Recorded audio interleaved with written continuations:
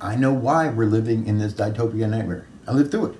I remember exactly what happened and how it went down. But because of that, it can be changed.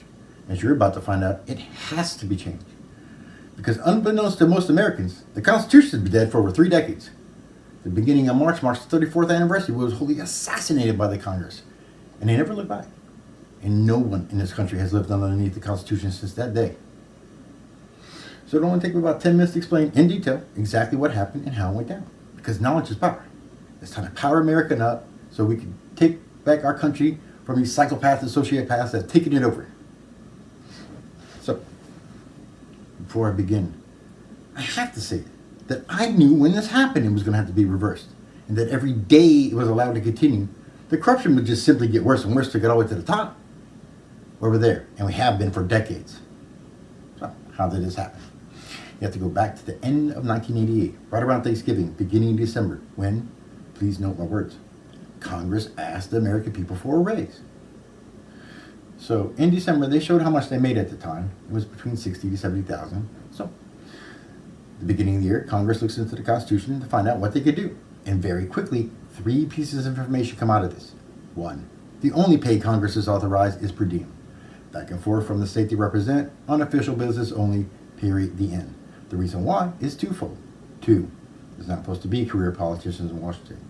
3, they're supposed to be business people, not unlike President Trump, Marjorie Taylor Greene, Vivek Ramaswamy, who have a vested interest in the policies being made in the industries that they are in. So these type of people are always well-to-do.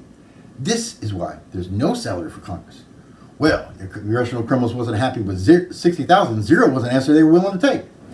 So they all start rubbing their hands together, telling themselves how much money they want to give themselves. And it didn't take them long. With just a few days, they announced they want to throw the Constitution away and make themselves the legal rulers so they can start taking bribes. So that night on the news, there's some screaming bitch making her way up Capitol steps. And she says, amongst other things, well, we're just going to save the taxpayers' money by not prosecuting ourselves anymore. Then, that same news segment continues, and it shows to the American people for the first time ever how much money they were spending each year just prosecuting the criminals in Congress. And I remember that for the time, this number was astronomical. It was 9 digits. And that for most Americans, this was equal to, or in some cases, more of a shock than the fact that Congress just asked the Constitution away so they can start taking bribes. So, Congress and American people go into talks. It talks like several months, all the way into the end of July, beginning of August, when they somehow got Congress to agree that we, the people, should vote on this. Now, this makes everybody happy, because this is the way. It's not in the Constitution. The Constitution reads, we the people, not we the politician. So if there needs to be a change to the Constitution, especially the pay of our elected officials, then we, the people, should make said change. So, everything's going fine until 2 or 3 days before the first People's National Election was supposed to take place. The previous week, every news station from coast to coast had a reporter in downtown corner just asking people walking by what they were going to vote. And depending on what part of the country you're talking about, it was 50 to 90% no. And as soon as Congress hears this, they tell the American people they want to give themselves the right to veto whatever they vote. The American people's answer back was, no, you corrupt ass clowns. The whole point of us voting is so that you just can't do whatever you want to do. No, you can't give yourself the right to veto our vote. Congress' answer back to that was, we don't care what you say. If we don't like the way you vote, we're just going to veto it. The American people's answer back to that was, oh yeah, well fuck you, we won't vote on it at all. You can't veto what we don't vote on, and now you can't have a raise. Ooh, that last one cut like a knife. Remember them crying about it on TV. And it's all the ones you would think it'd be. Pelosi, Schumer, Waters, McConnell, and gang. So, it doesn't take them long. A month and a half. Full circle 1 year, beginning in December 89. They announced, we're going to pass it anyways. We don't care what the American people think. We want to start taking bribes. And there's one of them on TV actually saying this. We want to start taking bribes. That night on the news, this politician is being absolutely mauled by reporters trying to make it up Capitol steps. Has to be at least 30 reporters. It only makes it halfway up. Short, fat, male pattern, balding, dirtbag politician. He gets up there and he says, well, we really want it to pass, so we're just going to pass it ourselves. And that's what they did. Congress threw the Constitution away and made themselves a legal ruler so they could start taking bribes. Because the number one reason why they were dragged down the Capitol steps and thrown in jail in the first place was for bribery.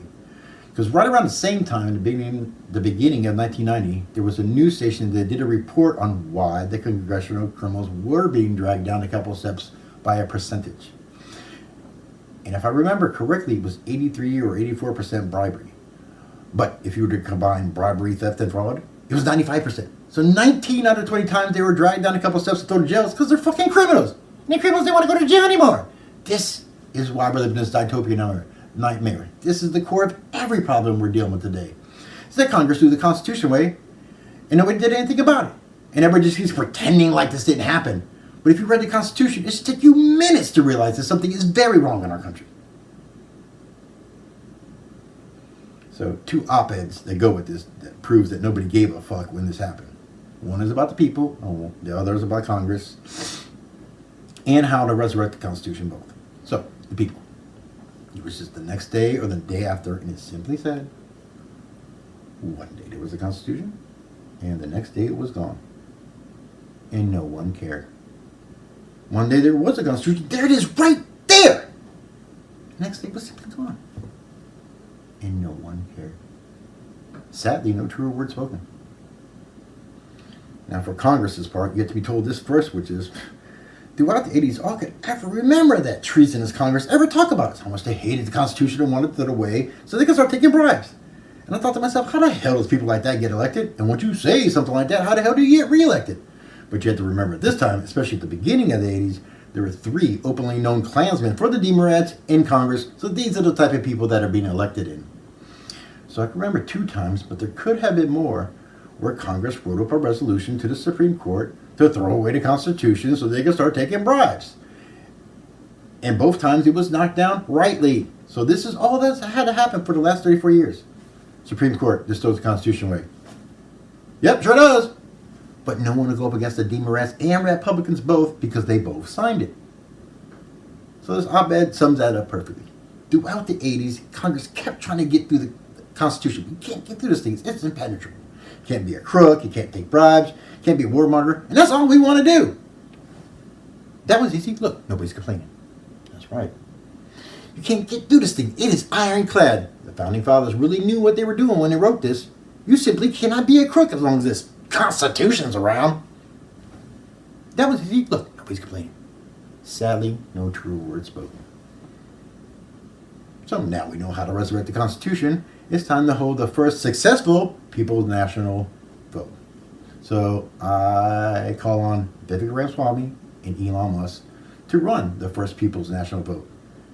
And the reason why those people specifically, because they both are known to be independent, and I know they both know this one thing, which is the problem with the 2-party system is that it's a 2-party system. And both sides get paid off by the same corruptors. That's the problem with the 2-party system. It's too easy to control. And we're all living that nightmare, so we should all know better. Now, Lewis is not the boss, but I believe we should have 2 things on the first vote right away. That is term limits, and they're immediate. 2, pay 0. We go back to a constitutional republic. This is something the Founding Fathers got right. They knew if you had people who had money and power that got into those positions, the chances of them becoming corrupt are much less likely than people who are seeking those 2 things out.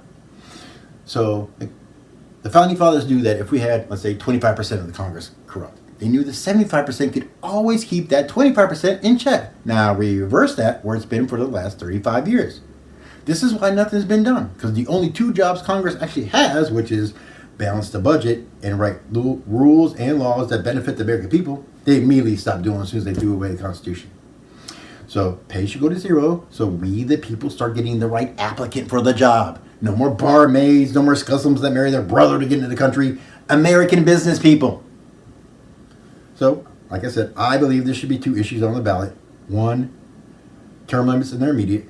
2, pay 0. We go back to a constitutional republic. Yes or no? Because it's we the people, not we the politician.